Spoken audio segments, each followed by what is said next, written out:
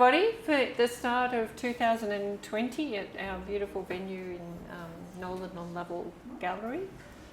Thank you again to Robyn and Terry for hosting us here.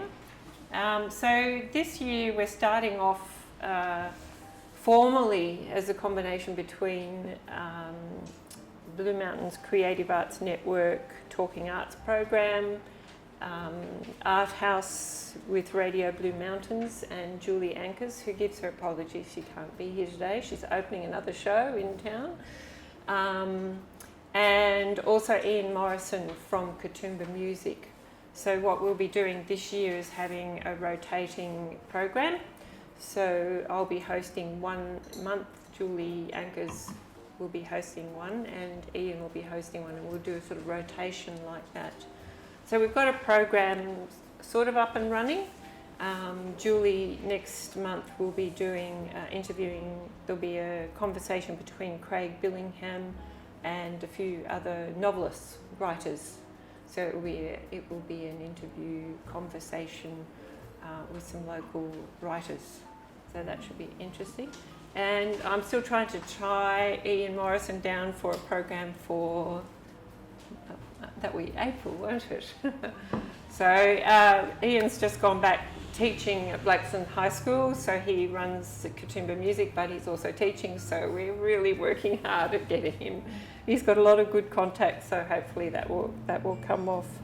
But I'm absolutely delighted that we've got Todd McMillan and Sarah Mosca here with us today. Now, I've got to give a bit of background here because my daughter is an art historian. She teaches at National Art School, and I said, "Tell me, Jamie, tell me. I need some people to interview. tell me, who do you know up here?" And she said, "Well, actually, there's a few couples who've just moved up the mountains." And Todd and Sarah were on the top of her list. So I'm really delighted that we're going to have this chance to have a conversation with you today. Fantastic. We're delighted to be here. Yeah, it's great. And Ian and I have had a sort of coffee with Sarah and Todd during the week, last week, was it? I've forgotten now. A couple of weeks ago. A couple of weeks ago. Just to sort of feel out their background and their practice a little bit more. So Ian McGilvray is going to join us in the conversation today. And I notice Ian's done some lovely little notes. So he'll have some very deep, thoughtful questions to ask. Just got the ASIO file on. Yeah, that makes me nervous. Yeah. But look, it's a real privilege for us to have Todd and Sarah today because for those of you who are able to see Todd and Sarah's bios that I had sent out with some of the promotional material, let me just indicate to you some of the venues where Todd and Sarah have exhibited. So they've got Mona in Hobart, Sarah Cotter Gallery, Museum for Contemporary Art, the Australian Centre of Contemporary Art. Is that the same as MCA? No, that's ACCA. So Melbourne. Yeah, okay, in Melbourne. Yes. So Right. The National Gallery of Victoria. The Museum of New and Old is Mona in Hobart, yeah. And Sir Elton John collection. Yes. He's a collector of Todd's and Sarah, another international artist, the National Gallery of Australia, the Australian Centre of Photography, and CARE. I'll have to ask you about that. CARE Interstate Projects, New York. And she has been exhibited in the National Gallery of Australia. I know, I've been very lucky. Yeah, wow. I mean, these sort of things are curious to me because I know we sort of have, within the arts, we have these fashions where people sort of come into prominence and everybody's sort of looking out for these artists. But it also means that these artists who get to exhibit in these places are actually doing something really new and really interesting that is the general public are very interested in this kind of new work. So it's fantastic that you've had these opportunities and been hanging in these prestigious places in Australia. Yeah. I'm in Yeah, awe we're of very you. grateful. Yeah.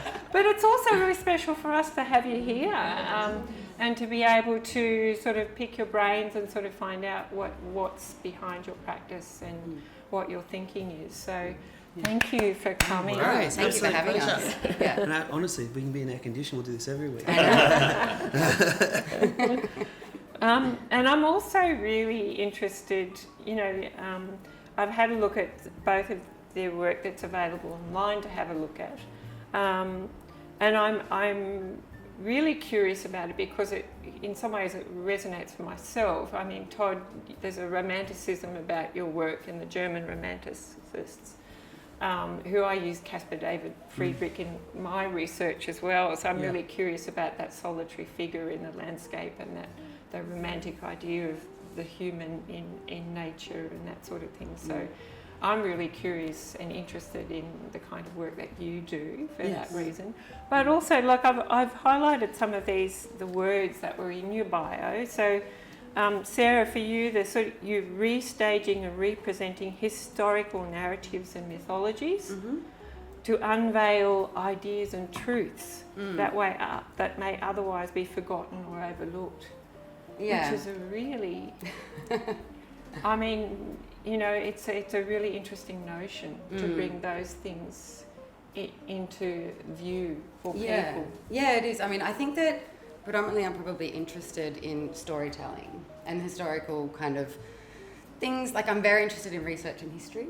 And so I often just find a story that I'm fascinated with and then try and kind of turn it into something that has more resonance today or to me, or can kind of be part of a more contemporary dialogue as well, like, female photographers or overlooked histories of females in photography in the 19th century. So, it's the research part is a huge part of it that I really enjoy. The stories.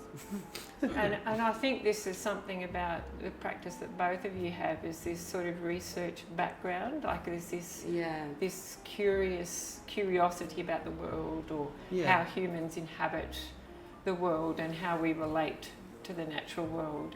And for sure. I mean, I think it's funny though, the idea of like research-led art, I think is a really difficult, I guess a sometimes confusing, sort of statement or approach. Like it's not, for myself, and I don't want to speak for Sarah, but I think it is the case. Is that the sense of research is not, sort of traditionally academic. That we're not trying to find any proofs. It isn't a research so much as sort of coming with a proposition and then, sort of grounding yourself in historic, occurrence or whatever, and then somehow the work then becomes some sort of proof of a previously considered idea.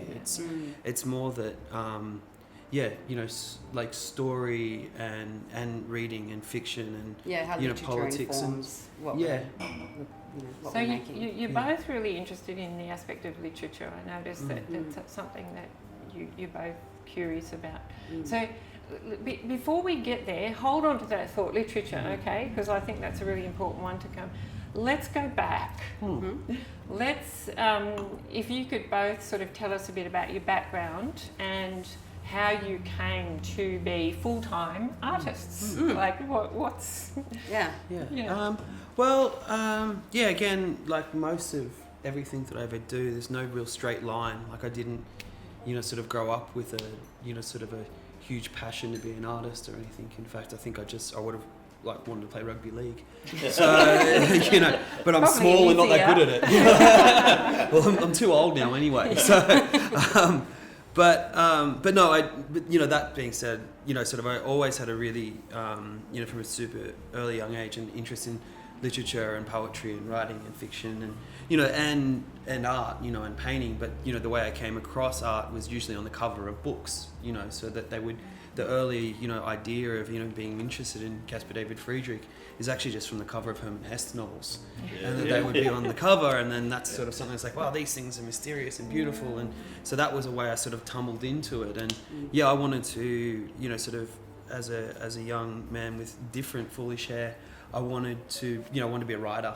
And that was, what drove me. And then I sort of came across contemporary art, and it, sort of my mind was, sort of completely blown, and, the way that you're able to sort of, to think through ideas and to be able to sort of not so much just sort of represent something, but actually in the making of an artwork, be actual sort of to be testing out ideas or to experimenting, almost with your own self and, sort of what one is to grow up. And so, I got involved in art that way, and I just found that there's a natural way, with, sort of a background of reading, to be able to visualize, sort of these ideas was, I don't know, a lot more fun. And, and to me, sort of, to be frank, just easier.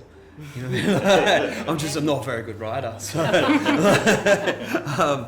art, it came about it, back through the back door, and then, sort of, it has been the most, sort of rewarding and wonderful practice, and, sort of it's sort of, sort of afforded me, sort of, a way to be able to sort of to live and to think, sort of, and, sort of every day in the studio is a form of, sort of meditation, but it's also a form of, sort of, radical experimentation, and it's, sort of, it's a way that I can, think about politics, and I can, sort of think about philosophy, and, think about silliness, and, sort of think about joy and beauty, and, that these ways of being actually able to, make a thing that embodies, like all of these tangential stuff that goes inside us, and, so. It's like a friction or something to be an artist. I feel it's like there's some kind of, we're at this friction point, like when you rub two things together and there's that static electricity. It's like we kind of exist in between in that space, like commenting on the social and the cultural and all of these things that inform what it is to be a human being, or our attempt to be a human being. I don't know, and I feel like we kind of live in that, friction state a lot. Yeah. And I like living in that state, and that questioning and that inquiry, and that also that demand. I think that it's hard to be an artist. It's not very easy. Yes. And well, he was just saying it was easy. Well, he finds it easier than being a writer. He's an excellent reader, maybe not an excellent writer, but no, he's a great writer. Terrible grammar, I think it is. I can't remember. It's something. Yeah, grammar and I can't spell. Yeah, Grammarly's been very useful. Yeah, it has. Yeah, we're not paid by Grammarly, by the way. I think it's refreshing because Todd's saying a journey from the world of writing and ideas and history into art, and way back in previous times, 19th century into the 20th, visual and artists and sculptors, what have you, were very in touch with writing, philosophy and poetry, what was happening around them. And I think perhaps we do live in divided times where sometimes you feel contemporary artists are doing work which is good, but trying to draw in some justification, whereas you've got a wellspring that sort of drives it from other disciplines, and I think that's a great thing. Yeah. No, I do, and I think that it is that sort of, it's a way of being able to sort of cross-pollinate, and to be able to sort of think that, but there's something to be said about the actually of the mastering of your material. And Sarah and I both work in like lots of different mediums. I've gone through sort of film, video, photography, sort of painting, ridiculous little bit of performance, and and sort of through all of those things, there is something about being able to sort of like master your craft, and actually the idea of like wrestling with your medium, but also that idea for it, and I think that it is that that sort of writers, sort of artists and also writers, feeding back into art in both way, always sort of don't get sort of lost in that sort of that loop unto oneself where you're only considering and I don't think that I think that that's a risk, to all of the, for all of the silence and the time that you get, sort of by yourself, is to be, sort of actively being able to sort of, take things from other places and put them together, and, sort of how do they fit in these unlikely ways, and, to not sort of, I guess, get lazy and rely upon tropes that, sort of will work, that are necessarily, function, and so always again, the friction, like sort of like pushing against the sides, and Yeah. Sarah, how about you? Yeah. In ter- How well, did you come well, to be? well, I was a 19-year-old art student, like, so I went to art school. I went to National Art School, with who I still have a relationship with, and of course Jamie's there, which I love. I mean, the art school, I don't know if any of you have been there or done short courses there or were students there. It's been around forever, and it had this tradition and this romance that I completely fell for. Hence, I've been working there ever since I graduated. But yeah, it was really difficult at first because I was too young and I didn't quite understand what I was doing there, but I knew I really wanted to be there. And then I stayed there for a few years and did my honours there. And then afterwards, actually found it very difficult to be 23 and an artist and have discipline and self-direction and all of those things. So I actually decided to do a master's degree in art history and theory, because I think that perhaps that's where my work was going. I didn't know that yet. So I did that at COFA, so it was art history and theory and curatorial, and I feel like that has actually informed my practice as much as going to art school did, because I realised what I wanted to be talking to and about and engaging with. So yeah, and then I always had a practice, but I also curated for a while as well. Okay. But then you always have to choose, and Yes. I don't think you can do both. I don't. And I chose to be an artist, and that's what I've focused on in the last 8 years or something like that. And I'm very happy with that and finding that balance. But Yeah. just recently, you guys have really put your life on the line. I mean, you financially, Yeah. as a job, Yeah. you know, Yeah. that's the deal, isn't it? So Yeah. so that's a big step, isn't It's it? a big Yeah. step. Yeah. Yeah. I mean, and We're it's full of excited about fear. that risk. Yeah, Yeah. I mean, so that we both have been teaching, sort of as well as being practicing artists for a long time, and we've sort of decided this year that we'll just make work. Yeah. And yeah, it was a scary decision, but yeah, I mean, I don't know if it's. I mean, we were saying it's not like something I'm going to look back and go, I really wish I wouldn't have taken that risk. Wish I would have watched more TV. Marked more papers. Yeah, absolutely. I think it is, and I think that is, something. Yeah. Our work, sort of involves a lot of travel, which we're doing again. But And I think at this point in time too, like, we know what our language is as artists. Yeah. We found the voice, and we know what that is, and so we kind of can see our trajectory, and we're lucky we're represented by a gallery in Sydney who's really supportive. So we kind of I think once you find that language, you have more confidence. I remember I spent a lot of time in Germany after I left, when I finished studying, and I remember what I loved so much about being in Germany and other places in Europe was you could say you were an artist and no one judged you and no one gave you a hard time and no one said, what do you do for money? Like, that second question never came, and I couldn't believe it. And I was like, this is amazing. And I felt so liberated by that. And I think that it's taken me a long time to be in Australia to be able to say that without having the second thing. Yeah. that said, we just had to do it. We're going to America.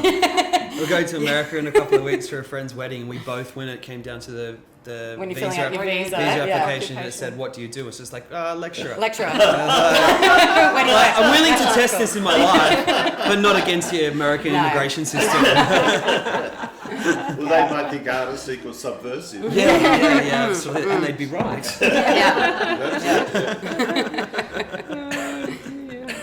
Yeah, it's an interesting one, isn't it? I haven't actually been in a country or a culture where the arts are sort of valued as a career in itself. I don't have that experience. Yeah, So. and I mean, in places like Germany, the government pays you to be one. So that's why so many people live in My Berlin. high You school get German. social and you need those moments as well. You need to step out. We do a lot of work in different places, but it is good to step out of your immediate environment, because you can become so, burdened with everything that we have to do on a day-to-day. and perspective is super important. To persevere. I think. For sure. Yeah. Yeah, no, I agree.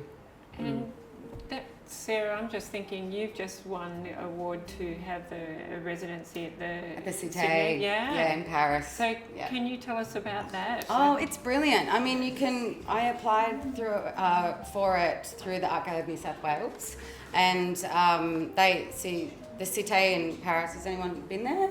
Yep. The University. You've been there? Yeah, it's amazing. So I think it can house like 300 artists at a time. Wow. From all over the world. I'm quite sure it's like 3 buildings that are right on the Seine, and it's ridiculous. You can't believe it's there. But again, there's that support for the arts in older European cultures.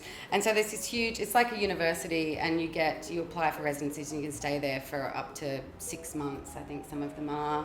And each country or each arts council in each country owns apartments in these, or owns the residents in this huge building, and it's just amazing. Like, I mean, it's great because you get a studio space, which is like this beautiful space and somewhere to sleep, and then you get to meet all of these other artists from all over the world and be justified, and it's paid for, and it's a really amazing experience. Like, I've done residencies before and I find them incredibly beneficial. Yeah, for sure. Yeah, looking forward to that. Yeah. Tell us about, did you have to make a proposal? What did you... So it's really convoluted on the website, but I'll get technical for a minute. They have a section that's about tertiary education and scholarships, and it's hidden in the dark. I don't know why. They just hide it. And there's one, anyone can apply for it. There's one which is an amazing price, but that's for women under 35, and you get given quite a substantial amount of money for that. And the other ones, I'm doing the Moira Daring Studio, so it's an artist who left her money to whatever trust and organisation, and she owns, her estate owns this organisation, and so I'm doing that one. But you really just put together a collection of work and justify why you think you should be in Paris for 3 months and they either say yes or no. But I think there's, in this one that I'm doing, I'm quite sure there's 6 women who do it every year.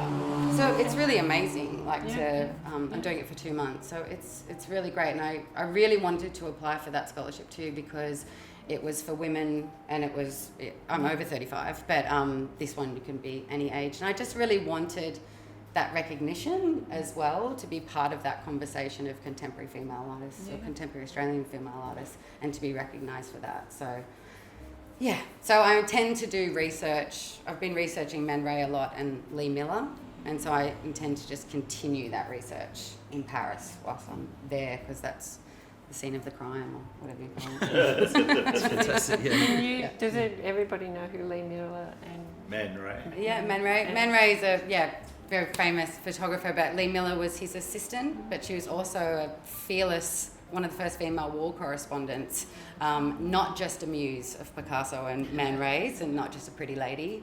And she's, solarization is a photographic technique, and it's always attributed to Man Ray. And that's the one that everything goes silver, the chemistry freaks out and all goes silver. Well, the story is that actually, whilst Lee Miller was assisting Man Ray, she walked into his dark room, a mouse ran in front of her, she was startled, she turned on the light, inventing solarization, quickly turned the light off. So you don't, that's a true story, but you don't hear it so often. But it does, and she's remarkable, and has had a really remarkable and interesting life, and was a true surrealist, of that period of time, and lived that surrealist life. So I'm really fascinated by her and a lot of the women that were surrounding those men at the time. And so when you're talking about histories that are overlooked, or that we've talked about in my bio, I'm really interested in those kind of people that have been overlooked or overshadowed, and how that has informed history, and the history that I teach about photography in art school. Yes. I want to kind of do my own excavation and make sure I get that right as well. Yeah. Your turn. Sure. I'm being quite a chatty. No, just one question each so far. Well, maybe a bit about your practice, Tad. Todd. Sorry, Tad. That's okay. Just a tad of a moment Totally. to get in there. Yeah. I think for me, that original image that you did, the video of the 12 hours by the sea. Yeah. by the sea. Yeah. So, Todd's, did you install a video to view yourself? Was it No, actually, self-directed or? this is actually really funny. It's a great Where Seth talks about sort of the true histories of the thing, because so that this work by the sea is a work of me standing on a cliff face, staring out to sea, and it runs for 62 seconds, but I stood there for 12 hours, and and it goes from dusk until dawn, but it's long exposure on the film, so that that 12 hours is condensed into 62 seconds. And the true history of the thing, which doesn't often get mentioned, is actually one of my oldest friends, the oldest friend I've ever had, was standing behind the camera doing it with me. Wow. So we couldn't talk to each other, and the first time I did it, I passed out, and I got exposure, and so I was just standing there, and he's standing behind the camera, and it's 16mm film, so it's super, super expensive, and I literally fell over, and he didn't know whether he should stop filming. So he was just sort of there, and just going, I don't know, what if he gets up and he's mad at me? So that was one of the super, super early works that I did, and it was really important work. I'd thought about it for a long time, and then I'd eventually done this thing, and sort of being a young artist, sort of. And it really resonated. I remember, we were really young when it happened, and Todd and I weren't a couple yet, and I remember seeing the work, I don't know, maybe 2006, is that right, at the MCA? Yeah. Is it that year? Sorry, something like that. Part of a show called Masquerade, that had all of these outrageous, amazing international artists. I shouldn't have been in the show. And then I remember walking past, and we were we're the same age, and so we kind of knew each other existed in the art world, but not really. And I remember just walking past and seeing this video of this guy doing his Caspar David Friedrich thing, and just going, what is that doing in here? Oh my God, this is so amazing, because this work, it had such resonance, and it's that, what you're talking about, our relationship with nature and what we're looking at, you just responded to it, and it was maybe in the MCA within 2 years of you making it, and I always found that really interesting. It's really funny on that, people though. liked it. Why people liked it? Well, that thing of it's a hack job. No, it's not. No, of course not. But it was funny actually when that happened, because it was really ridiculous. I basically made one body of work, not even actually. I think that was one of the first works, significant works I'd ever made. And I remember I was friends with someone was working at the MCA, and she's like, oh, have you checked your email? I was like, yeah, because I had to go down to sort of the little 7-Eleven to check my emails, and at that stage we didn't have phones that had them, so I'd only get 2 emails a week. So I just lied to her. I was like, yeah, I've checked it, there's nothing there, I don't know why you're calling me about that. And she's like, really? Because there's an email that you should respond to, and it was an invitation to show at the MCA, and it was like, this is stupid, they've definitely got the wrong guy, that's not real. Anyway, but it was a really funny and it was really a funny thing to have that sort of sense of being young, making this work, and then it just being and it's there, and and that has been this really funny thing where it for me for many years was just this, is that just going to be my hit? Is that my one hit wonder? I'm the guy who stood with his back to the camera, and it was that sort of thing of we're going, you're that guy. It's whoa, it's a long time, but I'm super proud of the work, and it's an important breakthrough for you. And when you put the two things together, Australians' distrust of somebody saying, I'm an artist, that's my job. But then Australians are very responsive, I think, to conceptual art, to performance art, to more cutting edge things. So we're conservative in some ways, but we're it's a fairly good environment for the conceptual voice. So. It definitely can be. For us to have a portfolio in the government would be better again, but the fact that we don't even have an arts portfolio means that would be good. Somewhere with roads and water. I think so. I think we've got 2 sport now. The legal one and the other one. Totally. The one that's just funded by Mackenzie. Totally. There's openings Yeah, totally. Yeah, totally. The oldest got to first grade. But yeah, no, I mean, absolutely. And I think, yes, to go back, so that was, like an early work. And then, I went through, I made a whole bunch of photographic, sort of self-portraits with this really, sort of way that was dealing with romanticism and, being a young man and what does that mean and, sort of these things. And so the work with these really, sort of quite dry and, sort of ridiculous, sort of existential, sort of, I don't know, they were like, sort of like sketches of big philosophical ideas. There was, one particular work where I have my head stuck in a letterbox that I made, and it was sort of, talking about, sort of Charlie Brown, but also the idea of lost love, and this way that then the body, and my body in those photos, sort of stood in for this greater idea where we could all sort of, lament this sort of dumb man who got his head stuck in a letterbox, or, and this way of a sort of a comedic fall guy, that was a way for me to sort of, to extend and to stretch out that these, sort of burgeoning philosophical ideas. And I guess that sort of then afforded me an opportunity to live overseas for a while, and I'd won this scholarship that I was able to move, similar to say, I was able to spend time in Germany and Europe and stuff, and then eventually moved to England, and then I made a work where I attempted to swim the English Channel, which was another ridiculous thing. I paint now, which is heaps easier than trying to swim the English Channel. It's so much more fun too. But that point of, and it is that these weird points where you find yourself, I'm like living in this like ridiculous, sort of share house in London, and, sort of my flatmate, gets stoned tonight and, sort of eats honey out of the tin until I wake up with my fridge covered in honey. It's like, what am I doing? And I'm there training to swim because I want to swim in English Channel. It's like, yeah, so when you try and justify yourself as an artist, sometimes like, maybe they're right. Like, this is stupid. But that was the thing, so I trained to do these things. And that was a lot of what my earlier work was, this sense of putting my, sort of body on the line in a physical way to sort of, to stretch out ideas, like what does it mean? And that work was called Ague, and it goes back to this, literary basis where it was based on a poem by Lord Byron called Swimming from Sestos to Abydos, which is the story of Hero and Leander. And, Lord Byron was like the first sort of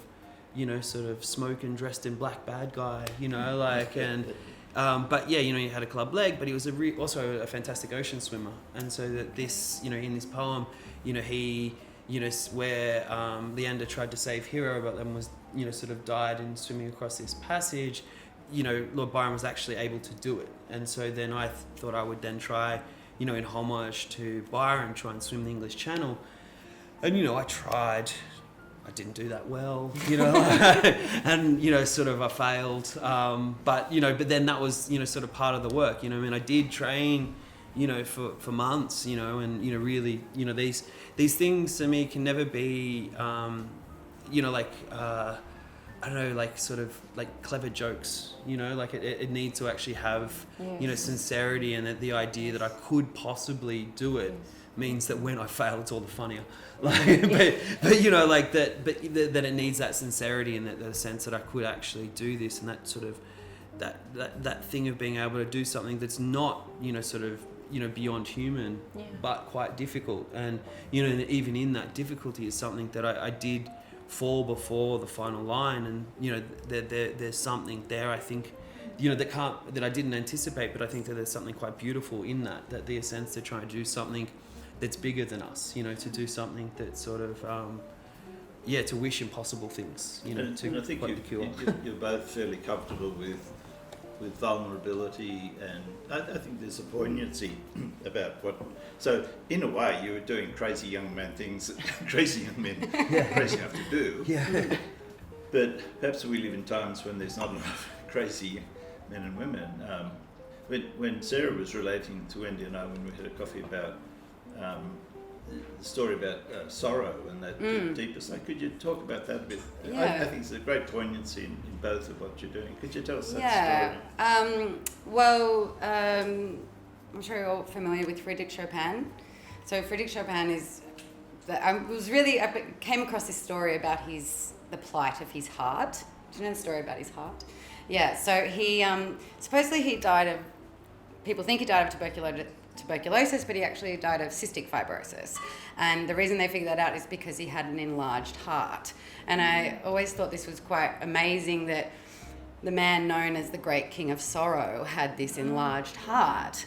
And then on his deathbed, which was in Paris, even though he was from Poland, on his deathbed, his sister was with him on his deathbed, and he said, when I die, my body can lay to rest here in Paris, but I would like you to take my heart back to Poland.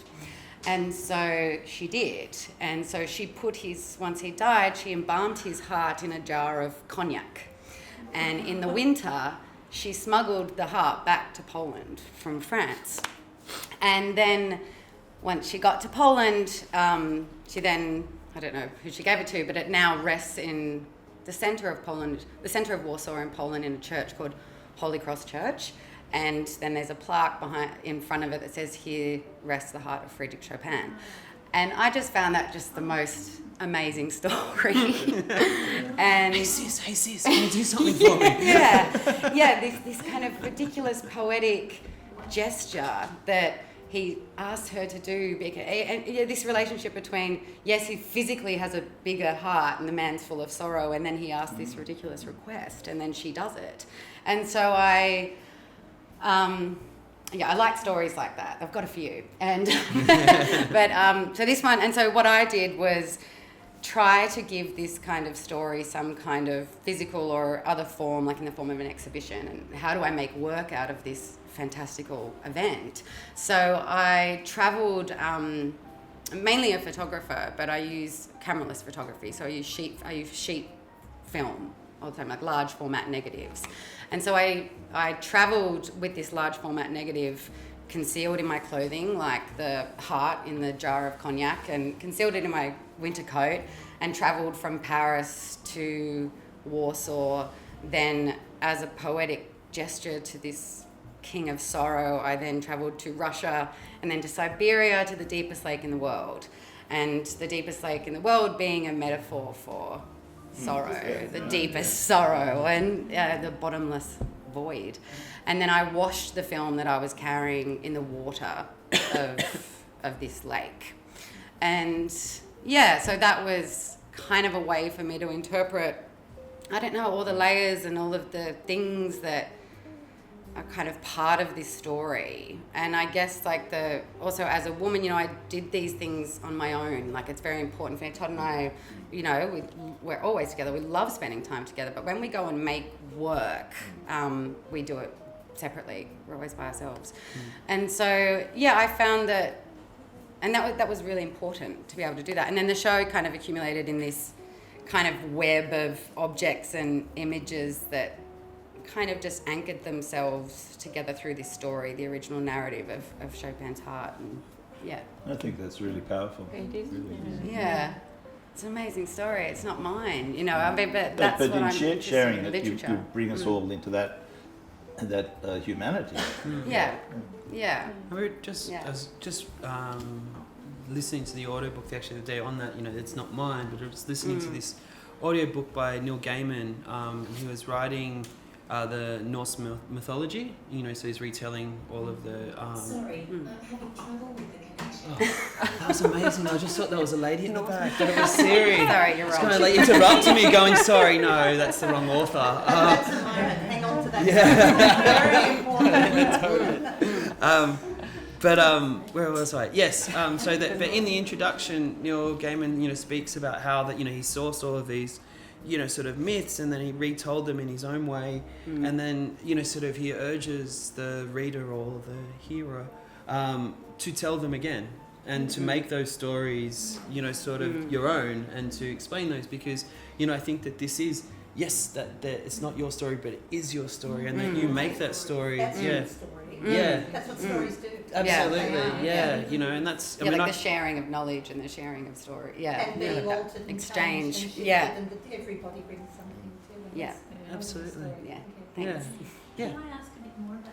Yeah. So there were objects in that exhibition. In that exhibition, yeah. So one was, so the film that I carried, like I processed that and I print that and I made that a really large abstract. Basically it looks like nothing, but because of all of the, you know, my body collects things, it's going the physical, you know, it's time collapsed, it's the psychological, it's the physical experience into this abstract image, which ends up just looking like a abstract Rothko void. So it works directly with the kind of concept of the show as well. Yeah, and on my heart as well. I do a lot of walking work carrying it on my heart. Yeah, and then the objects, so I had a huge bath that was, not bath, like a huge steel tray that kind of was painted in wax, like referencing the wax that there's another part of that story that's fascinating too. The heart as well, sorry, because it's relevant because I'm telling you about the wax. And so, the heart is now in this church, right? And people are so fascinated by this story, but understand that it's inside this church. So in the middle of the night, scientists wanted to prove whether it was tuberculosis. So in the middle of the night, they took a team of scientists in there, removed the heart, took samples and did all of these tests and then put it back in. Because it kind of like, this heart became this totem of so many things and it's sacred. So yeah, it's got great myths around it. Anyway, that's another one. So the object in the show was, I painted just a huge steel object and then filled it with cognac. So when you walked in the space, you could actually have this smell and this kind of sensory experience as well. There was there's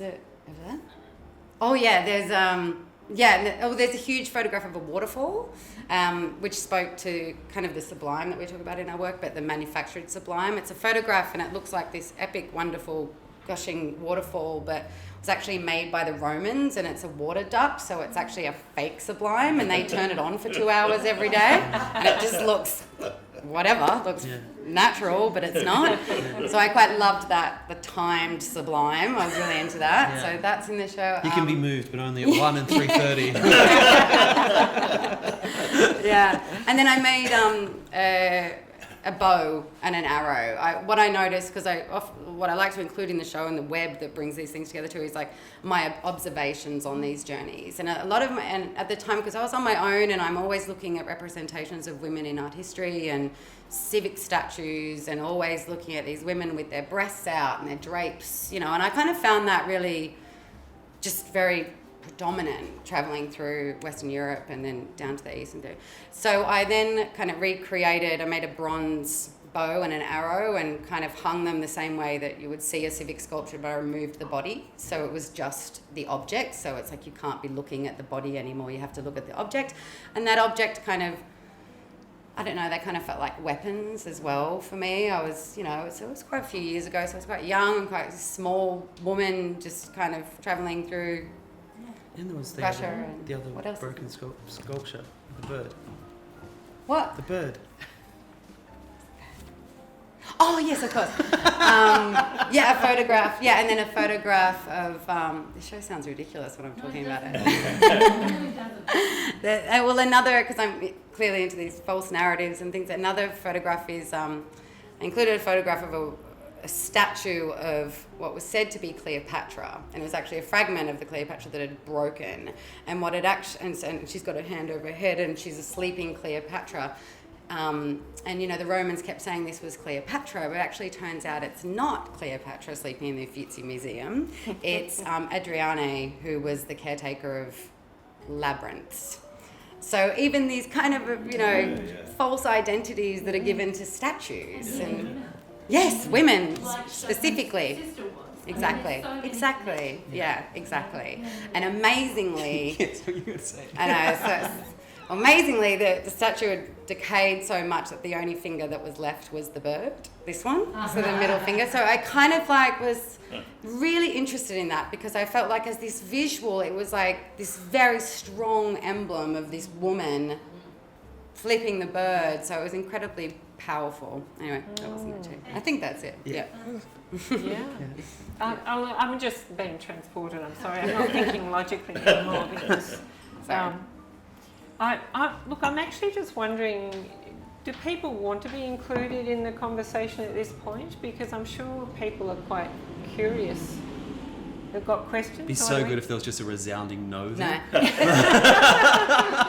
just taking it. Yeah. Your notes, Ian.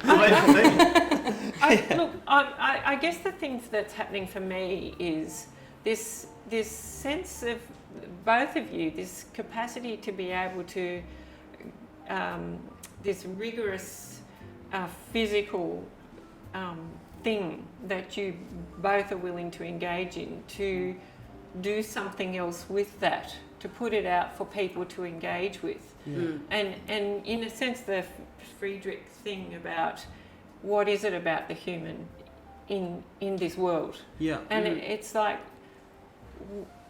there's something that really obviously happens for you both personally as you engage with the world, but there's something in your process where you actually, it seems like you're working through that thing yourselves personally. Yeah. So, I mean, do you want to push that out a little bit? Yeah, for sure. I mean, I think that this is, it is. It's a way that sort of like, as I, sort of catch right at the beginning, like they're not about like these sort of, that there's an idea and then here is its translation, so the work is a culmination of the working through, we show our workings, and it is that this sense of being able to sort of like, you look at your own life, sort of, in a philosophical manner, and that the, I think that the object of, sort of, well, I wouldn't say so granted that this is the object, but my perspective could be that that art, that writing, that music is a matter of actually being able to sort of tell a particular story, so that then it can be universally acknowledged or dismissed. It's a way that actually that it actually just enters a history of records, and it's just a particular one person's take on the thing, and that means it gives us a perspective, or it gives us reference point. It's for us to be able to hang our ideas on, or to work against, or in these sort of ways, and that I think that to go out there as the sort of that you go out to the field to sort of to bring up Caspar David Friedrich's sort of Monk by the Sea, which By the Sea was based on, has this sort of monk walk out upon the coastline and stare out at a stormy sea, and you can only sort of, you can't help but think and actually the contemporary responses to that when that picture was first shown, as somebody said that like, looking at this painting is that like somebody, this is disgusting by the way, but sorry, it feels that looking at this painting is like that somebody's cut off your eyelids, and that was like that was what was said about this painting, which was done in sort of I think like 1784 or something. And so the idea that this was so shocking, so beautiful, and so revealing that someone at the time would make this sort of equally descriptive and horrible but somehow beautiful response to it, is about that sense of that he going out is the questioning of faith, and the possibility that everything, all of our little habits and all of our little, the chasing of money and this and that and only buying organic or blah, blah, blah, everything crumbles, in the face of, sort of a stormy sea at night, and that, that you go out there knowing that actually maybe everything that you've ever known might be sort of proved false, and that you'll be left with nothing, or you have to start again, or some sort of revelation. And I think that's at its most idyllic sense is that's the process of sort of what I think like I might say do. Like you go out, but you don't go out just to find that thing for yourself. Like you pick up stones and shells to bring back to people, to show them, to explain that that's what you went through, or that's what you thought, or this is what's there. And it's not in a way that I think that in any way whatsoever that the artist or the writer or the musician or anything is a special person. It's just a person with enough time or an inclination to go and do these things. And so you bring them back so everyone else can look at them as well. Like there's no sense that you're like have any like value relation, but it's the fact that that's your inclination is to go and then to bring these things back. And in the European sense, the society needs the artist as a storyteller to reflect back. And just having been through these horrendous bushfires, I mean, it's sort of. I'm really interested reading about. I mean, I'm not saying you've got to respond to that, but there are times when we're looking for voices to help us through. Well, between the 22-year-old each of you, Todd and Sarah now, it's a hard question. Are you in a different place than the 22-year-old Todd and Sarah? yes, I'm much healthier now. Stop swimming, you just get down. Now Standing I on that- might be able to. I don't smoke. No, I mean, in a huge way. Absolutely. I love being older. Yeah. I love Yeah, that yeah. my work can now be informed by real experience and not just these ideas of what I want to experience when I'm 22. They're not romantic. They're sacrifice and hard work to have these experiences. And that now informs everything we do. And again, like I was saying earlier about language, we know our language now. And I think when you're young, you're so insecure and intimidated, and half the time you're just struggling to survive, that you can't quite figure out what your contribution is. And I love now that Totally. we And can contribute. Absolutely, and I think all of those things, like that, all we do when we're that age is, sort of like beautiful and pummeling, like fumbling and stupid. But and I also think like all the romance of that has the equal amount of pretense that you like, Totally. because you want to be what you are when you grow up. And Yeah. now we are that, you know, and it's sort of like, well, okay, Yeah. the idealism's gone, but I still hope a lot. What we've lost, we've gained in other ways. Yeah, absolutely. Wendy, can we send these two to every high school in New South Wales? Absolutely. Well, look, let's sort of round things up a little bit. Can you tell us what you're working on now, and then we sort of might wrap up and invite people to. Yeah, for sure. At the moment, I've been painting, which is a really big step. I never did that before, and over the last, Sarah and I were on a residency, and we're in this studio. It was fantastic. This like weird little church in Sweden. It was during the winter, so it was like about 2 or 3 hours of sunlight a day, and even that wasn't really sunlight. It was just sort of It's it's just just what it was. it's just less dark. You knew that you were lost, rather than just being lost. And so that was we had an Argo, so we had to constantly have the fire on, and just this really ridiculous and weird thing to do of let's leave the summer and let's go there and just was eat great. soup. It was fantastic. But there's nothing to do, I couldn't go out, couldn't film anything because it was just black, and we actually saw a lynx, so We saw a lynx. Yeah, It was we- amazing. Yeah. so we'd either get lost in the snow, eaten by a lynx, and also, the Swedish have got quite a murderous sense of humour, so They we do. might have been eaten. I'm not sure. I Yeah. thought you said you'd grown up. Sorry. No, not really. So then I decided that I'd try and teach myself how to paint, and then so I was in the studio every day and just get up and then just keep going at these sort of these watercolors and just keep trying until they started looking like something. And it's funny that you're talking about in the idea of the fires and stuff like that, and that my work for a long time has been really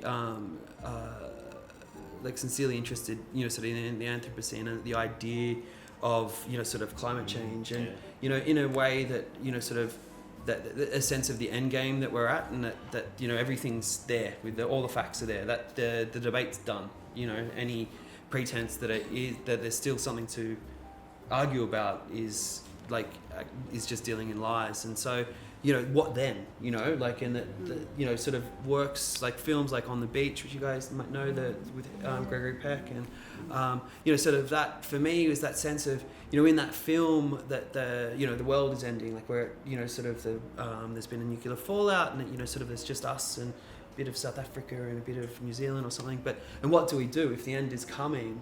Do we just finish the port? Do we fix that car up and race around? Do we sort of, because it seems like that's what we're doing. We're just drinking what's left, and we're not really doing anything to try and cease or cool down. To somehow steep to halt the rapid pace towards this end that we're running towards. And so and that started with this work I made, where I filmed this rare albatross, and I went to Antarctica and was actually able to see this, majestic place that is, physically you can see is dead, and it's really, sort of stark,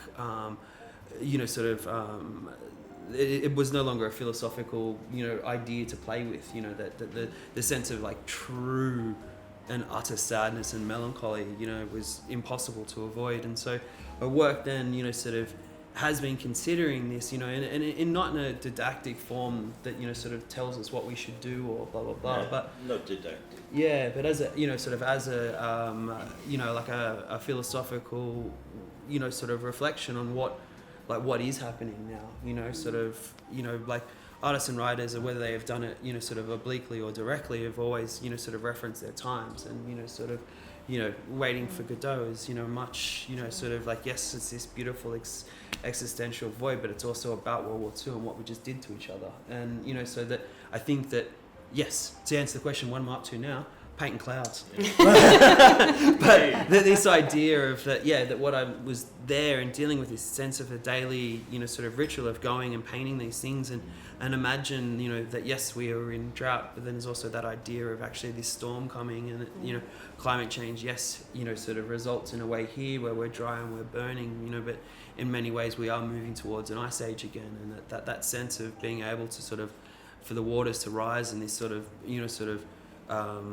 like I try to avoid the idea of the biblical, analogy, because I'm not religious whatsoever, but the sense of that, like in every, like in so many cultures, there's that sense of that, sort of that flooding myth reoccurs, and that will be there is something that then, like I'm making and drawing and painting every day, is this sense of being able to sort of like a daily exercise and, in that way reflect, of what is happening now.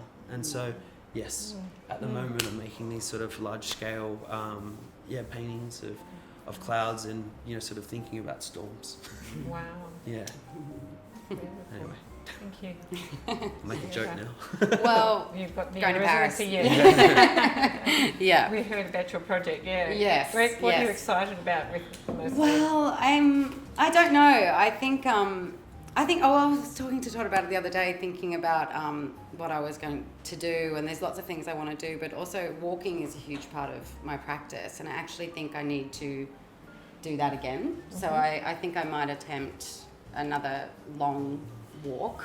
So, like one of those journeys, but I haven't quite figured out what that should be just yet. But I think that it's not just about going for a walk, it's like I feel like that the walk is part of my practice and my process, like that idea of slowing down, of looking at the world differently. I mean, all the big old white riders love to go for a walk, like Thoreau and Walden and everyone. Walking's a big part of, that how we can access those parts of our brains and just. Yeah. So I think, that's become kind of integral. Yeah. I think for my work, and so I think I want to. Do that again. I'm just not sure what it is yet. Where it'll be. Yeah, because I attempted the Werner Herzog Munich to Paris, which was ridiculous. And so, we'll see. Wow. Stamina. A lot of stamina. A lot of stamina. Yeah. But then I think it's too, you become intuitive. And I think that that's something about practicing and making, and as practitioners and artists, I think a lot of us are just very intuitive. And when you're in that process of making, something happens, something changes, and you just kind of follow this intuition. I don't know what it is. I'm sure you all experience it, and I find that really fascinating. And I think that that's what walking does to me. I think perhaps because I'm in survival mode, I then have to use my intuition and look at things differently for all of those other things to come rolling out and reveal themselves. And look, I think that's the gift of the artist, isn't it? Into the world, is you putting yourself in a position where you're, as I think Todd was saying before, is you're giving yourself the opportunity, a time to explore something that other people don't or won't. Yeah. They're not insane enough or whatever. Yeah. But you bring that. Yeah. And in doing that, you're actually enriching the viewer, the experience of being in the world. Well, we hope to be sincere and generous, and in our practice and in everything. So, it's it's key. It's wonderful. Yeah, we're lucky. Exciting. We're I'm grateful. inspired. Yeah. I'm just sitting here going. You do it too. Yeah, totally. I don't think I'm as brave as you do. Yeah. I was thinking when you were saying, Todd, because I was looking at Oliver Elias, and you probably know all his photographs that he flown over the Antarctic and photographed all the glaciers, I think 20 years ago. And that was what he was doing. He was just, as an artist, that was his practice, that's what he was going out and doing and bringing it back and showing us. And he's done it again 20 years later. And when he was up in the plane, he was saying to the pilot, no, this is all wrong, you're taking me to the wrong place. You're taking me to the wrong place, and he's photographed it all again. Entirely different. And so that was what art was about. It wasn't about anything else except this was the experience that an artist can bring to say, well, actually, you know, have a look at this. And I mean, and that is the thing. It's like, and I guess that's, again, like it's not quite metaphor and it's not quite facts, you know, like there is this sort of beautiful slippage that, you know, sort of then is, you know, sort of a story, you know, and it's, it's real-ish, you know, and that's enough, you know, and I think that the idea that these, you know, that the facts of the thing aren't working. So, and it's a surprise, I didn't realise it would be this way.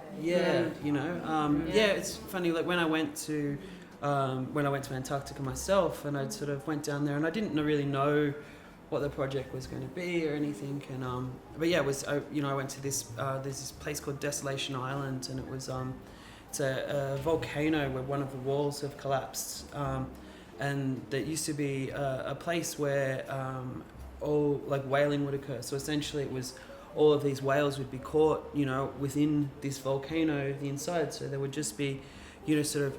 And the remnants of the processing plant, you know, sort of essentially they would just be, you know, sort of boats from all different countries, you know, all men, you know, from speaking different languages and all, you know, dealing just in blood, you know, and the idea that this just would have been death, there would have been, you know, sort of the processing of fat, the processing of oil and blood and carcass and, you know, all these beautiful things, you know, but, you know, but just like the fact that there was like a palpable like tragedy that had been embedded in the land that, you know, anybody that was, you know, sort of a disposition, you know, could feel. But actually, this is funny enough to know then also then to see the challenges, because I was there and there was a whole bunch of other Australians on the boat. And then when we're heading to this place, they, you know, that night at dinner, you know, it announced like all the Australians are going swimming tomorrow. And I was there with my friends, so like, not all of them. I mean, that's stupid, you know. And then we're in this place that is like, you know, like beyond the saddest thing you could ever imagine. And they all got their gear off and jumped in. It's just like, I spoke with a French accent for the whole afternoon.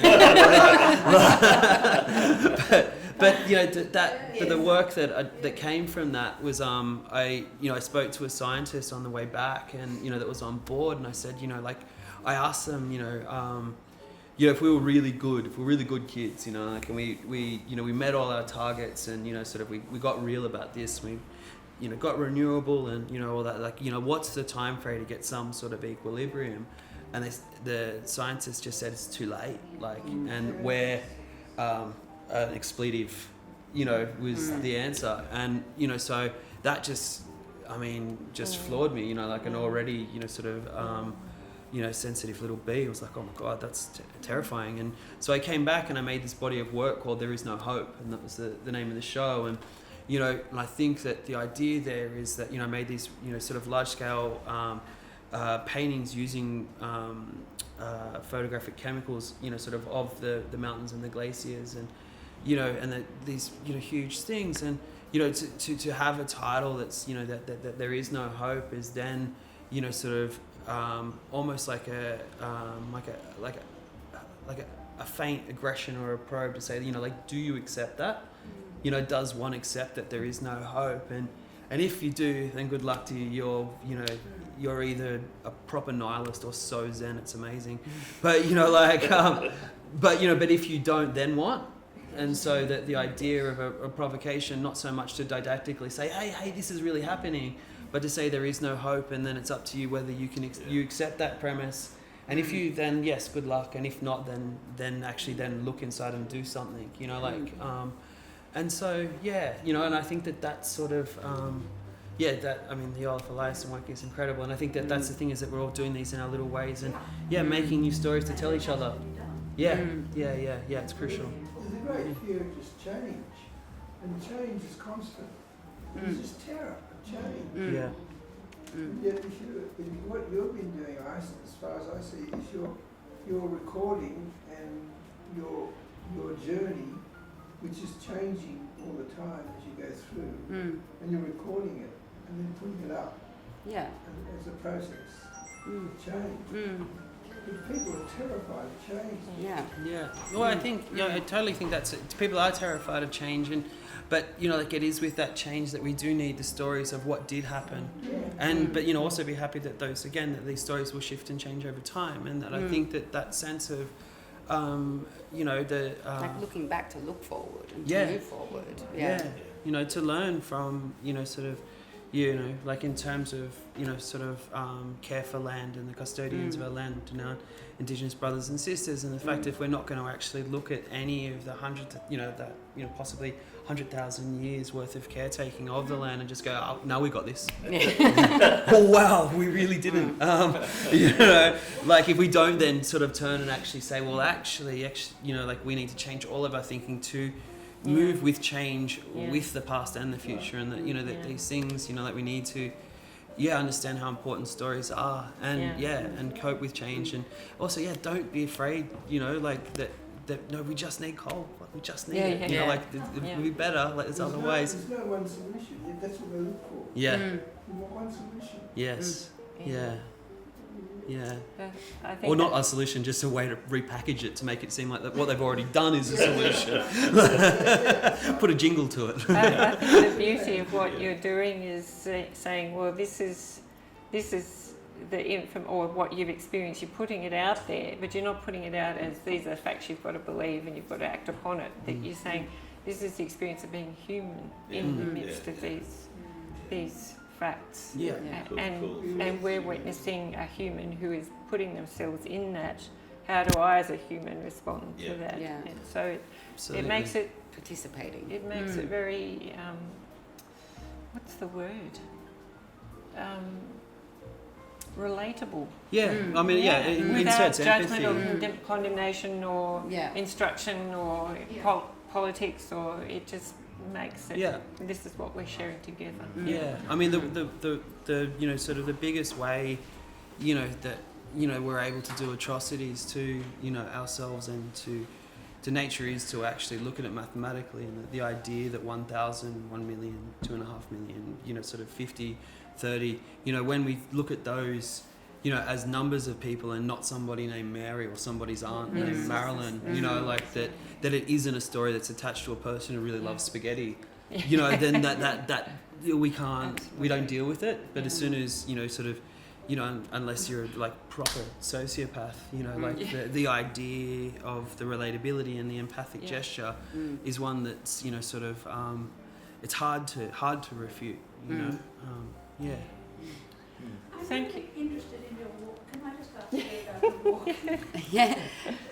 That sort of so much obviously is a part of your work. And I'm just interested in how long the walks take and how long you walk each day.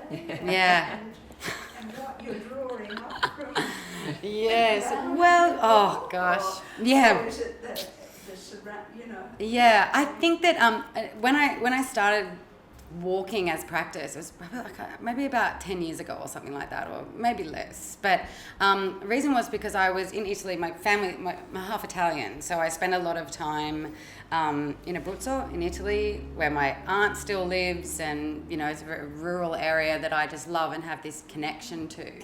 And it's in the mountains, and every time I'm there, I'm always attempting to make work about this place, but it's just like a picture of a mountain, I mean, they're all the same, like there's no resonance, and it doesn't kind of transform into anything else. So when I was there and started the walking, I used to go for these walks every day, and was going, oh my God, this is actually the work. What I'm making, I don't know what this is, but this is the work. Like, how do I exactly. And then I had a box of film. I was really miserable at the time, and I didn't want to take any photos, but I had a box of film, like sheet film, and that's when I started wearing them. So I would go for these walks, they were 4 or 5 hour walks, wearing this film. And for me, it was the perfect way to endure the time collapsing into a single frame, it absorbing the physical, the psychological, all of these things to create an image. It's still creating an image. And I found that really fascinating. And so then, yeah, I think I did many of those walks in different areas too, and it was a way for me to connect to the landscape, and specifically that landscape because it is my family's heritage. They were farmers, and you know, I was always trying to get my head around why I felt so connected to it, and I didn't perhaps feel that connected to the Australian landscape. I always found it quite heavy and loaded, and so I didn't feel I could enter this environment so much unless I was invited. But in Italy I felt, and in this part it just felt right. And so I was trying to figure out what that was. And so, yeah, and then it just became a thing because I didn't realize it was going to work either. I didn't realize I'd get an image from it. And I couldn't believe the images that were coming out of it. They were beautiful and chance and sporadic and no control, and you know, how great. That's great. Yeah, and then it just became, okay, what more could this be? And then the Werner Herzog, he wrote a book called Of Walking on Ice, which was a journal, his memoir of when he walked in 1974 from Munich to Paris. And the reason he did that was because his amazing mentor, Lottie Eisner, who was an experimental filmmaker, she was in her 80s and she was dying. And he thought that by walking by foot and arriving to her deathbed on foot, it would somehow, this gesture would save her life. Like, it's just completely outrageous. Did work, and he did it. She lived another 10 years. But just that story, that's what I just found so remarkable, that this human asked this other human, you know, he offered this gesture for them. And so then I tried 40 years later in 2004 to do the same sojourn, and yeah, so that was 800 kilometres over a month. So the film was that entire time as well, and one image of that. Well, yeah, so I've got lots of different walks and durations and things like that. Yeah. We wrap up this bit now, and we'll allow people to engage with you. Great. That's been great. Engaged. I don't know whether Brad's still podcasting. Yeah, still podcasting. It's still going. We usually have a half-hour podcast. Oh gosh, how long is that time? Posting to Facebook too. Margaret Davis says hello and says, I'm sorry, I'm not there. Okay, good. Tell them we played their board game the other day. We did. Oh, well, look, thank you so much for Thank being willing you. to come today and to share with us your stories, and I hope it's been inspiring for everybody. It certainly has for me. Thank you. So let's show our appreciation for Ian. And for Ian. Yeah, thanks. Sorry, couldn't use more of the FBI file on this.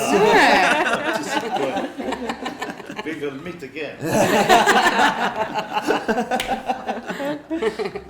Okay, so we've got some wine and nibbles and just mingle and chat, and if you'd like to make a contribution to our afternoon tea, that would be gratefully received.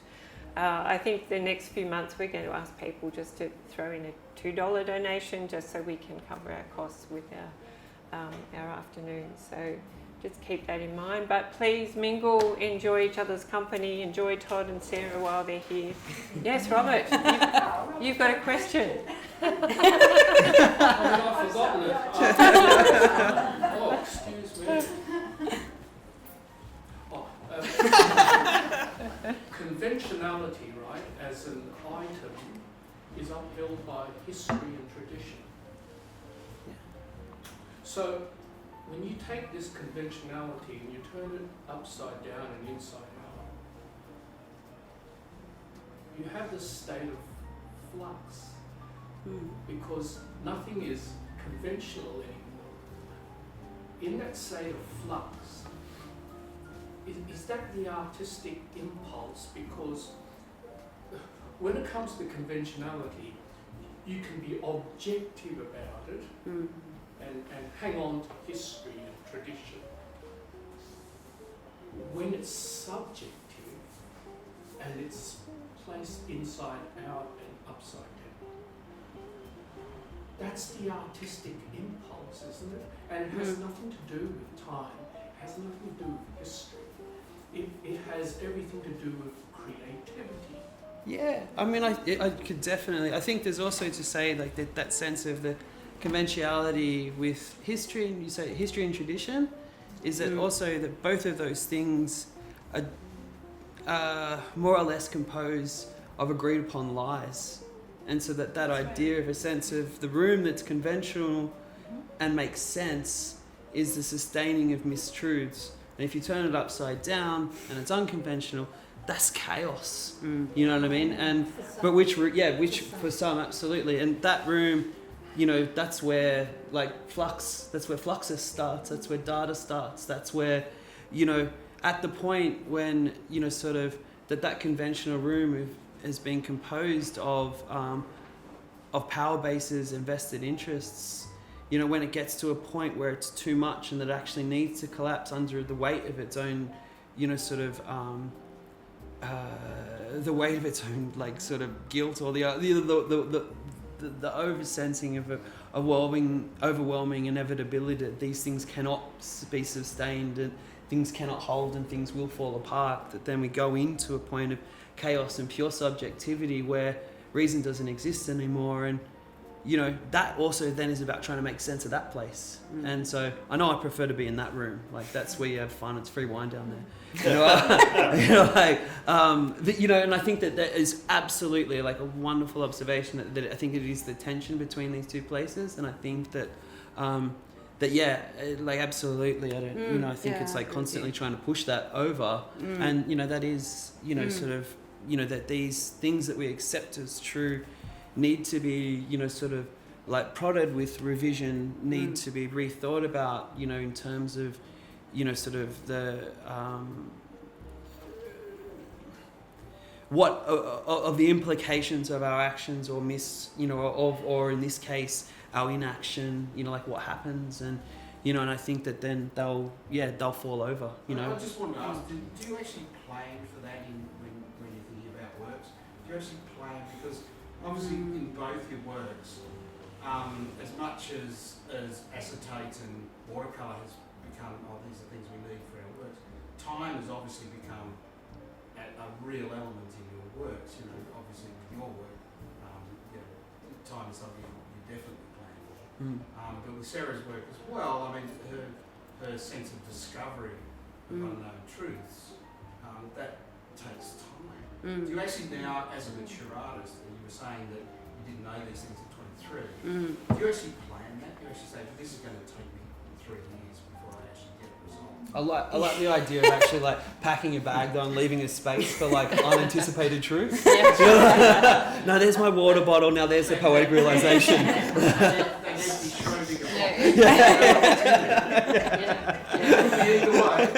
Totally. Well, it's actually quite pragmatic because a lot of my work, the way I survive is, yes, I'm a sessional lecturer, but I also get a lot of grants.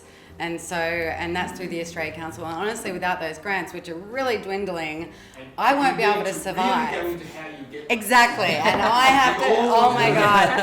And you have to be a marketing genius and a financial officer and all of these things. And I have honed that, like that. I have worked so hard to figure out what that is. I know, I'm not always successful, but what I find so beneficial about doing grants is that they're very demanding and they ask very demanding questions. So you have to resolve what you're going to make before you've even made it. So you have to make these speculations and when you're doing that, do you sell your soul and just give them the answer they want to hear? No. Not the same. You just give them a very vague thing that later can see. That's what I meant. You've got to allow room for change in the process. Yes, and they are very open to that. They're open to that. But what is beneficial about it is you are laying a conceptual foundation, and that's what you want to see. And then if you lay that for yourself, you can work from that. And I find it incredibly helpful. Exactly, that doesn't shift. Yeah. And it offers you parameters and boundaries. And I think for my work, it works really well for me because it's project based. And do you feel that helps the work, or does it sometimes hinder it? Absolutely. I mean, No, I think it helps. Yeah, I think It's hard at the end when you've got to acquit it and you go, I didn't make that at all. It was totally different. Oh my God. But then you look at it and you go, no, I did. But it's just, it shifts. I mean, it's over a year or 2 year You put period. the salesman hat on. Yeah. No, I'm very grateful for all the support I've received. From Which is again hunting buddies. the idea of that, like the material list for Ozco from the Munich to Paris is like one sheet of film. Yeah, you have to do and an in-depth shoes. budget. Yeah, I got a grant to do that, and I wouldn't have been able to make the project without it. So, But yeah, I think I think that to a certain point, there's like a general idea of like where you're going, and that's again that's the developed language, like from that, the work that I made standing on the cliff to the work I'm doing now, like I see is like one, they all for me is the same idea being worked over, and like you can tell that I know that they're my work. They all sit in a room together. Like the show at Mona, I was fortunate enough to get an opportunity to show, do a survey show of 10 years, which was called 10 Years of Tears. And, I was able to put, sort of 10 years of these different work together, and it just looked like they all could have been made the same in the same thing, and they're all different, totally unique projects, but it is that sense of, this working over this idea and, developing your take. Yeah. So I got wordy again. I'm supposed to stop. No, that's. Everybody wants you to Glass keep wine, going. have a You can chat. see it. Nobody wants it to stop. Yeah. Right, we should wind up. Okay, well, So, thank you, everybody. Thank as you. well. Yeah, thanks.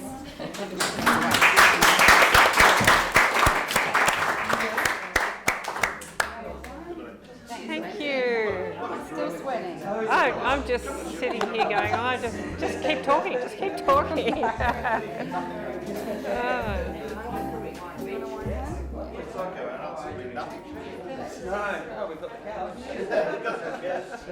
That was great, Todd. No worries. Thank It you. was so interesting.